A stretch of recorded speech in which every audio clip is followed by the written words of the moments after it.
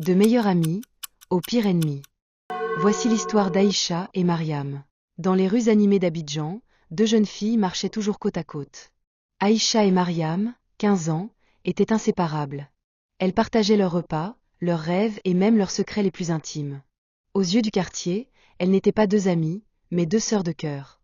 Un soir, assises sur un banc du lycée, elles riaient de leur avenir. « Mariam, promets-moi qu'on restera toujours ensemble, quoi qu'il arrive. » « Toujours, Aïcha. Rien ne pourra nous séparer. » Elles se serrèrent les mains, convaincues que leur destin serait lié à jamais. Mais ce qu'elles ignoraient, c'est qu'un simple regard allait briser cette promesse. Car bientôt, un nom allait s'imposer dans leur vie comme une ombre, Ibrahim. Ce jeune étudiant charismatique, au sourire qui faisait chavirer les cœurs, allait semer la discorde. Entre amour secret, jalousie dévorante et serment trahi, leur amitié allait se transformer en une guerre silencieuse. Et dans cette guerre, l'une allait céder à la tentation des fétiches, croyant pouvoir forcer l'amour et dominer le destin. Mais à quel prix? Ce récit est celui d'une amitié sacrifiée, d'une trahison douloureuse, et du poids invisible des pactes spirituels. À 15 ans, Aïcha et Mariam étaient le reflet l'une de l'autre. Chaque matin, on les voyait marcher ensemble vers le lycée de leur quartier à Abidjan, leurs cahiers serrés contre elles, leurs rires éclatants dans l'air chaud. Les professeurs disaient souvent, si vous cherchez Aïcha, cherchez Mariam, elles ne se quittent jamais.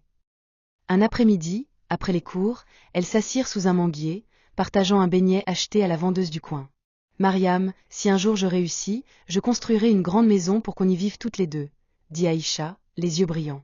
Et moi, je t'achèterai une voiture, comme ça on roulera partout ensemble, répondit Mariam en riant. Elles parlaient de leurs rêves, mais surtout de leur amitié. Tu sais, Aïcha, même si les gens veulent nous séparer, ça n'arrivera jamais. Jamais, confirma Aïcha, en posant sa main sur celle de son amie. Elle ne le savait pas encore, mais ces mots allaient bientôt être mis à l'épreuve. Leur serment d'enfance, si fort ce jour-là, serait bientôt déchiré par une ombre qu'elles ne voyaient pas venir. Un soir, après une longue journée de cours, Aïcha et Mariam marchaient côte à côte, leurs uniformes encore froissés par la chaleur. Elles s'étaient arrêtées devant une petite boutique où résonnait une chanson d'amour ivoirienne à la radio. Les paroles les firent sourire. « Aïcha, dis-moi, est-ce que tu as déjà aimé quelqu'un » demanda Mariam, un peu gênée. « Non, je crois pas. Et toi » ? « Peut-être, un garçon du quartier m'a fait un sourire hier. »« J'ai senti quelque chose, » répondit Mariam en riant. Aïcha fit semblant de rire aussi, mais son regard trahissait une certaine curiosité mêlée de crainte. « Tu crois qu'un garçon pourrait nous séparer » demanda-t-elle doucement. « Jamais.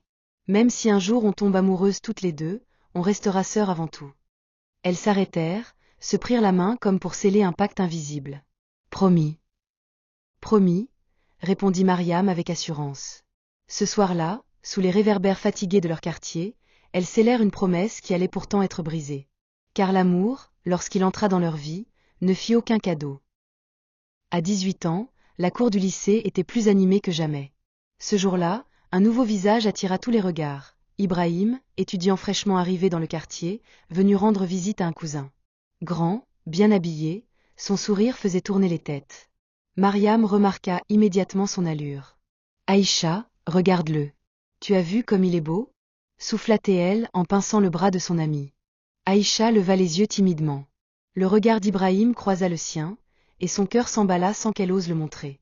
Plus tard, sur le chemin du retour, Mariam ne cessait de parler de lui. « Je suis sûre qu'il est étudiant à l'université. Tu as vu comme il parlait bien » Aïcha acquiesça en silence, cachant son trouble. Dans son cœur, une sensation nouvelle venait de naître. Le soir, en écrivant dans son cahier, elle murmura pour elle-même. « Pourquoi je sens que ma vie va changer à cause de lui ?» Ce fut ce jour-là qu'un simple regard déclencha une tempête. L'amitié scellée par des promesses d'enfance venait de rencontrer son premier danger.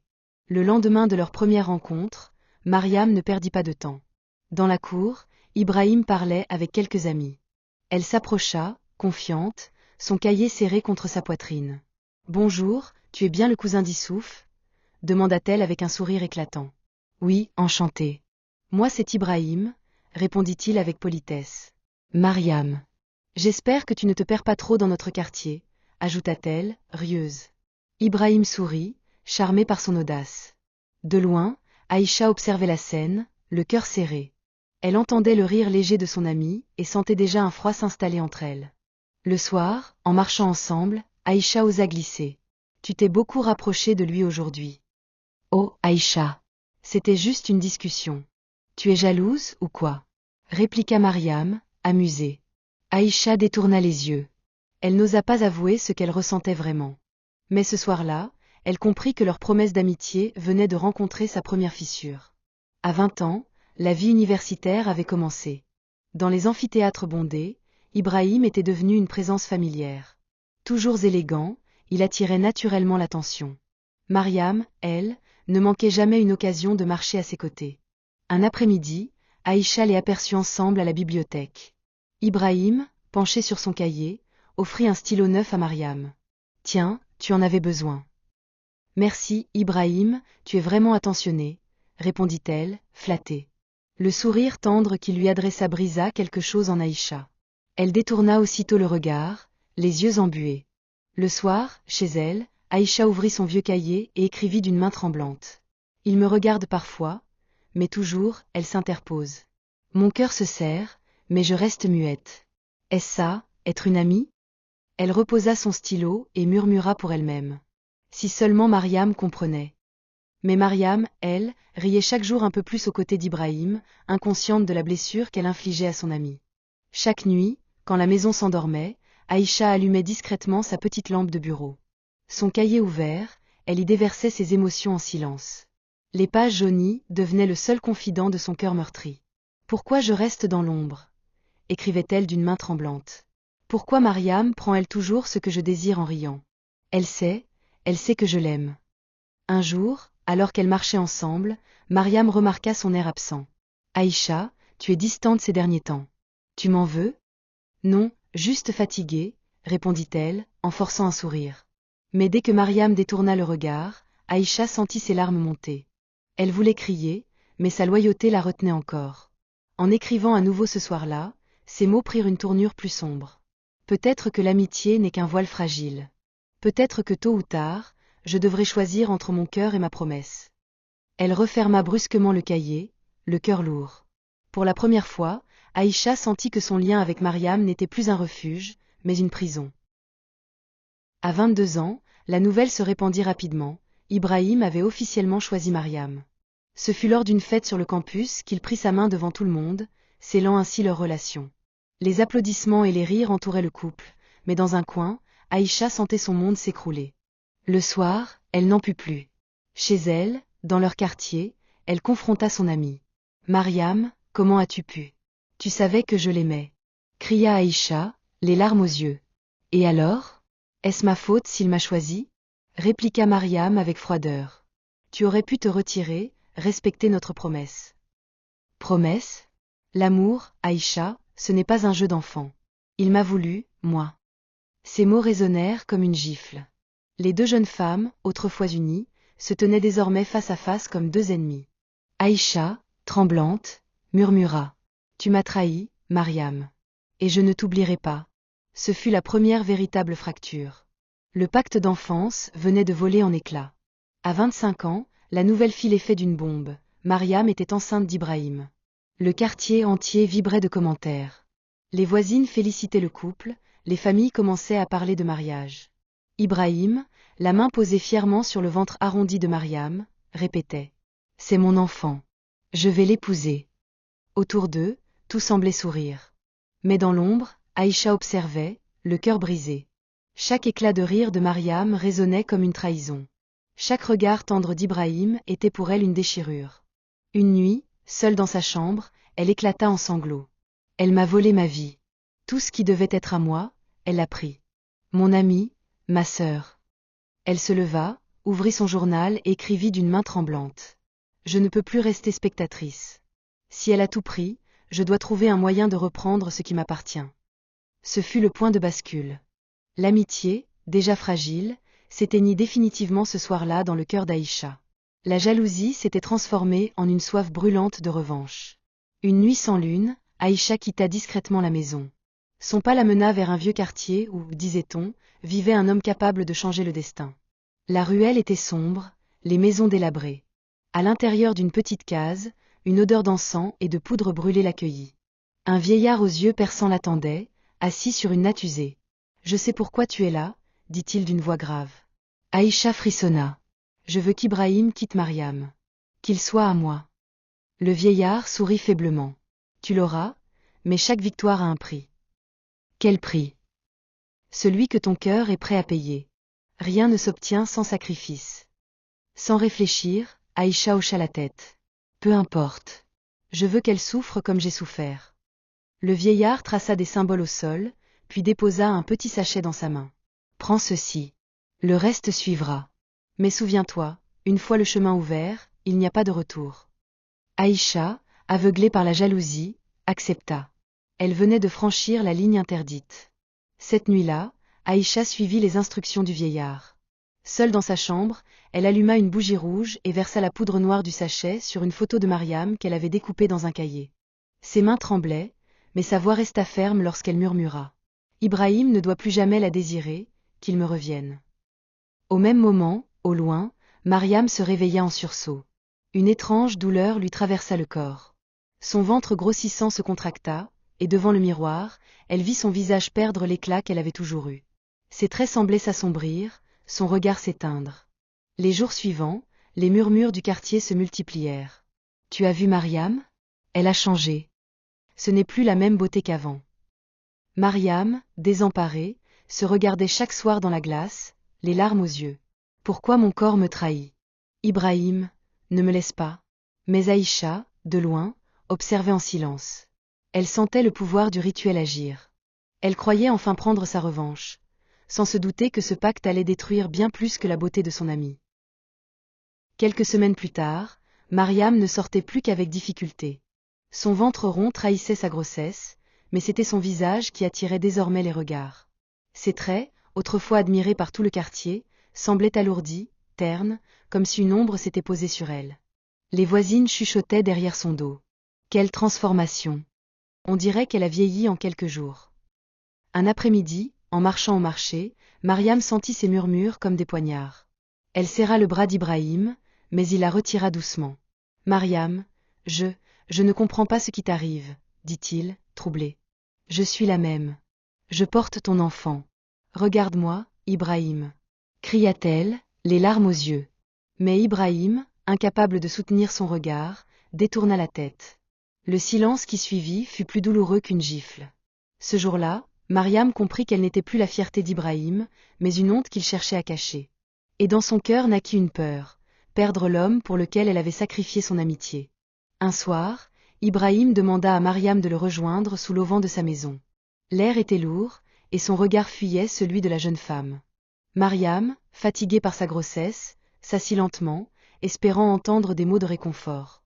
Mais au lieu de cela, elle entendit l'inévitable. « Mariam, je ne peux plus. Tu as changé. Ce n'est plus toi. » Elle écarquilla les yeux. « Comment peux-tu dire ça? Je porte ton enfant, Ibrahim. C'est le fruit de notre amour. Je sais, mais je ne ressens plus rien. Je suis désolée. » Ces mots tombèrent comme un coup près. Mariam sentit ses forces l'abandonner. Elle s'accrocha à lui, désespérée. « Non, tu ne peux pas me laisser maintenant. » Mais Ibrahim recula, la laissant tomber à genoux, seule. Dans un cri qui déchira la nuit, Mariam hurla. « Aïcha, je sais que c'est toi. Tu m'as volé ma vie. » Son cri résonna dans tout le quartier, mais personne n'osa intervenir. Elle venait de perdre bien plus qu'un amour, sa dignité, son espoir, et bientôt, son innocence de femme trahie. Après sa rupture avec Mariam, Ibrahim commença à passer plus de temps près d'Aïcha. Pour la première fois, il lui adressait ces sourires qu'elle avait tant rêvés. Un soir, il l'invita à marcher avec lui le long d'une ruelle éclairée par les lampadaires vacillants. « Aïcha, je n'avais jamais réalisé à quel point tu étais différente. Tu es douce, attentive. Peut-être que j'aurais dû te voir plus tôt, » dit-il avec une sincérité troublante. Le cœur d'Aïcha battait à tout rompre. C'était le moment qu'elle attendait depuis des années. Elle esquissa un sourire timide, mais au fond d'elle, une voix sourde murmurait « Tu l'as obtenu par la trahison. » Cette nuit-là, dans sa chambre, elle se regarda dans le miroir. Elle avait enfin Ibrahim, mais son reflet lui paraissait étranger. Ses yeux, d'ordinaire brillants, semblaient lourds, comme si une ombre y avait élu domicile. Elle murmura pour elle-même. « Pourquoi je ne ressens pas la joie que j'attendais ?»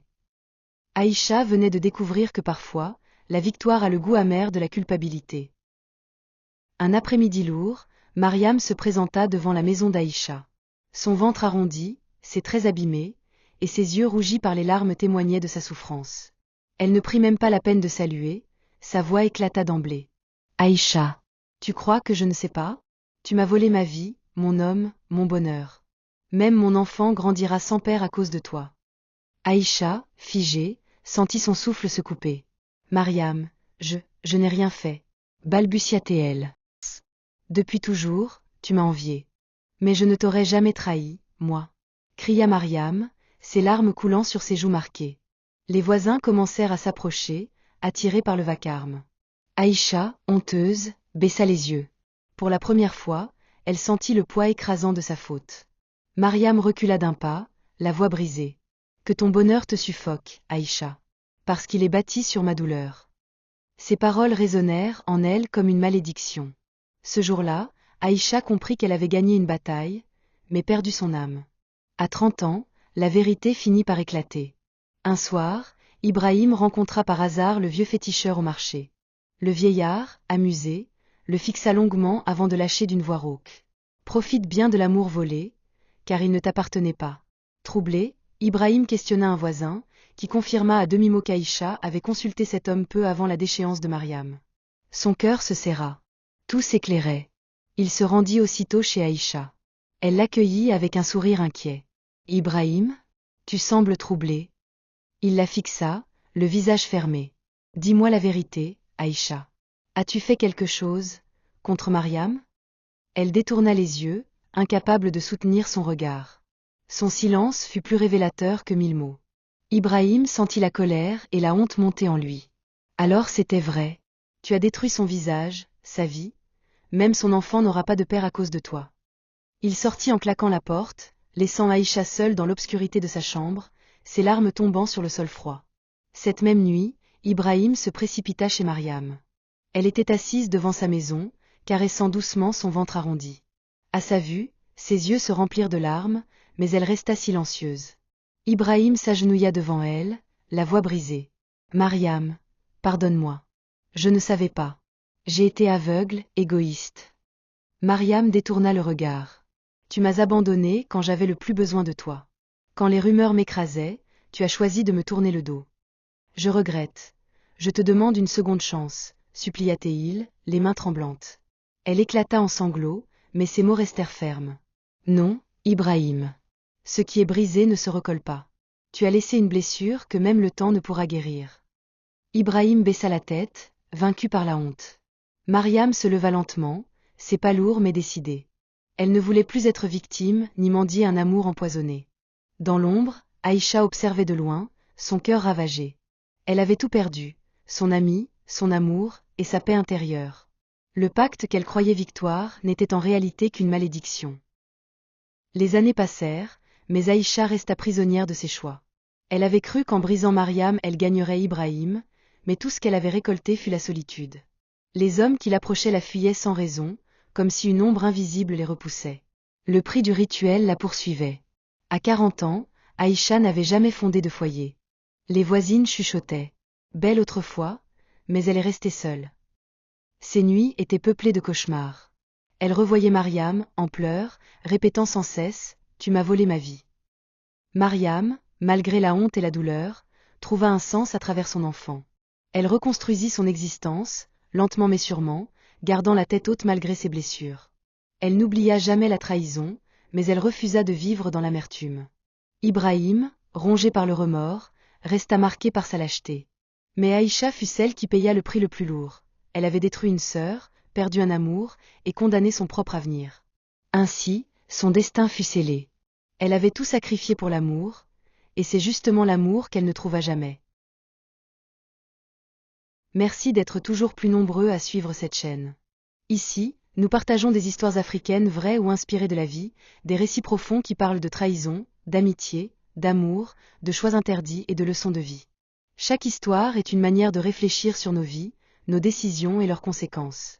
Abonne-toi et active la cloche pour ne jamais manquer nos prochaines histoires. Laisse un commentaire pour me dire ce que tu as ressenti en écoutant ce récit. Ta voix compte beaucoup pour faire grandir cette communauté. Aujourd'hui, j'adresse un message spécial à notre nouvelle abonnée Patricia Dounomo, qui nous suit depuis le Mali. Bienvenue dans la famille. Que chaque récit t'apporte force, émotion et inspiration. Ensemble, continuons de faire vivre la richesse et la profondeur des histoires africaines.